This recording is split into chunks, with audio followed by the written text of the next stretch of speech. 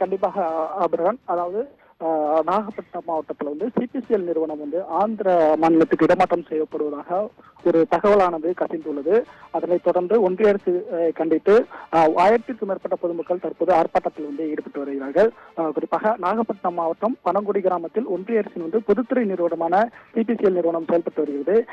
இந்த நிறுவனம் வந்து எண்ணெய் சுத்திகரிப்பு ஆலை நிறுவனமாக விரிவாக்கத்திற்கு சுமார் ஒன்றிய அரசு சார்பில் 31,500 கோடி ரூபாய் நிதி ஒதுக்கீடு வந்து செய்யப்பட்டிருந்தது.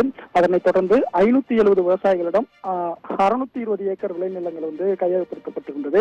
இந்த நிலையில் நிலத்தை வழங்கிய விவசாயிகளுக்கு சிபிசிஎல் நிறுவனம் வந்து இதுவரை வந்து மறுவாழ்வு மீள்குடி அமர்வு தொகை இழப்பீட்டு தொகை வந்து கொடுக்கலன்னு சொல்லி அப்பகுதி மக்கள் வந்து தொடர்ச்சியாக ஒரு போராட்டத்தில் வந்து ஈடுபட்டிருந்தாங்க. பல்வேறு கட்ட போராட்டங்களையும் ஈடுபட்டிருந்தாங்க. அது சம்பந்தமான செய்திகளை நம்ம தொடர்ச்சியாக ஒளிபரப்பி வந்தோம். இந்த நிலையில் சில தினங்களுக்கு முன்பாக சிபிசிஎல் நிறுவனம் விரிவாக்க பணிகள் வந்து தடைப்பட்டு ஒப்பந்த நிறுவனங்கள் வழக்கமான பணிகளை நிறுத்தியதாகவும் ஆந்திரா மாநிலத்திற்கு வந்து சிபிசிஎல் நிறுவனம் இடமாற்றம் செய்யப்படுவதாகவும் ஒரு தகவலானது வெளியாகி இருந்தது. இதனிடையில் சிபிசிஎல் வந்து ஆந்திரா மாநிலத்துக்கு இடம்பெயர்வதை கண்டித்து பனங்குடி ஊராட்சி மக்கள் வந்து போராட்டத்தில் தற்போது வந்து ஈடுபட்டு வருகிறார்கள். அந்த காட்சிகளை நேரடியாக பார்க்க முடிகிறது.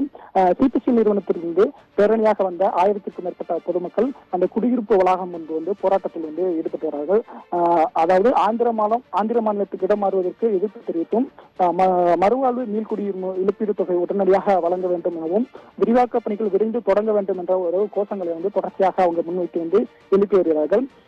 தமிழ்நாட்டின் வரித்தொகை மட்டுமே வந்து பெற்றுக்கொண்ட அரசியல் காழ்ப்புணர்ச்சி காரணமாக செயல்பட்டு வருவதாகவும் ஒன்றிய அரசுக்கு கண்டனம் தெரிவித்து வந்து பொதுமக்கள் வந்து அந்த இடமாற்றத்துக்கு வந்து பெரிய ஒரு கண்டன கோஷங்களை எழுப்பியிருக்கிறார்கள்.